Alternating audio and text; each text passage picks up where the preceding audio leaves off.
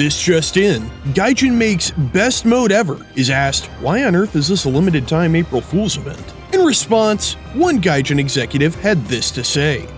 Не знаю, чувак, просто отдай мне свои деньги.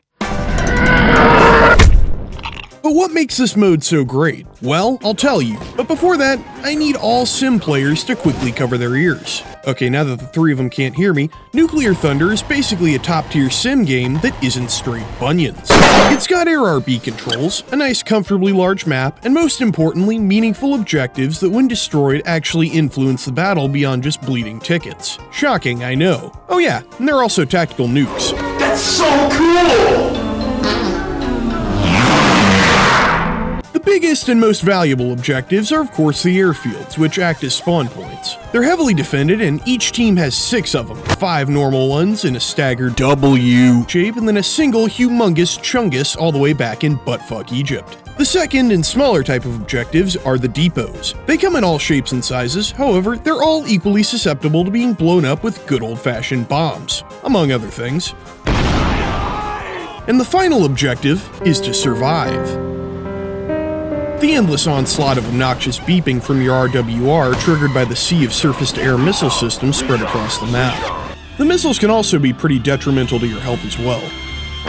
Though, in all seriousness, unless you plan on role-playing as Stroke 3 for the entire match, dodging S-300s, you should probably try and take out at least some of the AA between your airfields and the enemies.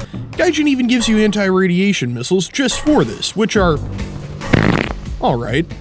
Another completely unbiased reason as to why I like this mode so much is its BR range. It's 10.3 to 13.0, which means there are no aircraft capable of carrying active radar homing missiles available for use. Except, of course, for one.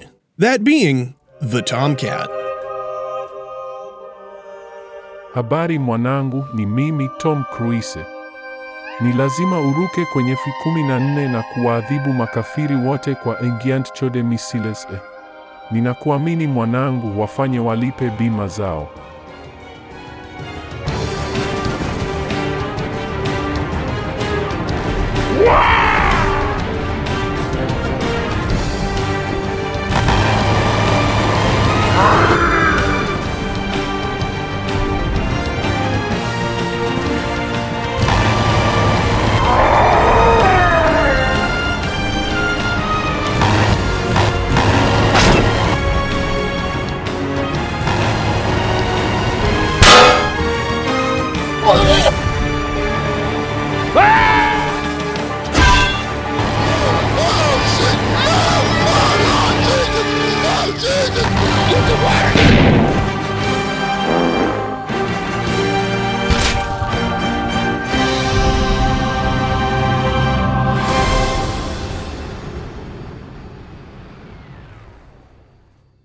Yes, the F-14B is the undisputed champion of this mode. It has excellent speed, great radar, scanning for Mexicans, and yeah, it's the Phoenixes. It's good because of the Phoenixes and the TWS. You can monkey dump all your missiles, turn half the enemy team into paste, land, rearm, and repeat. Just like the good old days. It honestly brought a tear to my eye and made my shriveled little true cell heart grow 3 sizes. That being said, don't get too comfortable in your superiority, otherwise you might get milli-whopped by one of the aforementioned surface-to-air. By the time that happens, you'll probably have piled up enough SP to get the thing that you really want. Like I said earlier, the only way to win is by obliterating all of your enemy's airfields. Now you could of course use conventional ordnance, if you have 30 minutes and a squadron of bombers, or you could do this. For just 500 spawn points, you, yes you, can become Death, Destroyer of Worlds. By that I mean you can fly out with a 30 kiloton B-61 tactical nuke strapped to the underside of your Phantom. Or A7, no idea why you'd want to use the latter though, it'd be faster to mail him the nuke. Towards the midpoint of each match, you'll start to see more and more of these going off on the horizon, or closer. There's also a 5 kiloton for 250, I'm not gonna call it underpowered on account of it being a, nuke. Though personally, I'd rather just save up and get the 30, since you only need one of those to turn an airfield into a was once but is no longer there field. And of course, you have the biggest bomb. the B-28, which is 1.45 megatons, or 48.333333 times larger than the B-61. But that's only on the B-52, which costs 2,500 spawn points, the same as a normal nuke in ground RB. The Soviets, of course, have their counterparts, which are all functionally identical, though on different airframes because, you know, obviously. The Soviet counterpart for the B-52 is the Tu-95, and seeing either of these in-game causes a rare phenomena I like to call the oh-fucking-ing, wherein everyone on your team collectively shits a brick before scrambling to try and deal with it before it puts your main base on a t-shirt.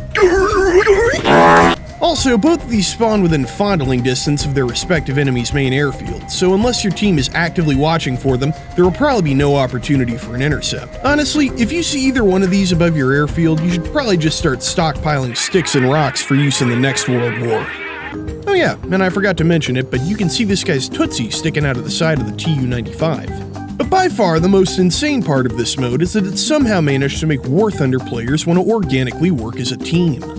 As unbelievable as it sounds, you can often observe them engaging in what can only be described as a coordinated attack. You'll occasionally see fighters loosely following Allied bombers to their targets and taking out any potential interceptors on the way. It's still up in the air as to whether or not these escorts are deliberate acts of teamwork based on the understanding that a nuked airfield is mutually beneficial, or just because they know there will be interceptors for them to dunk on if they follow the bombers.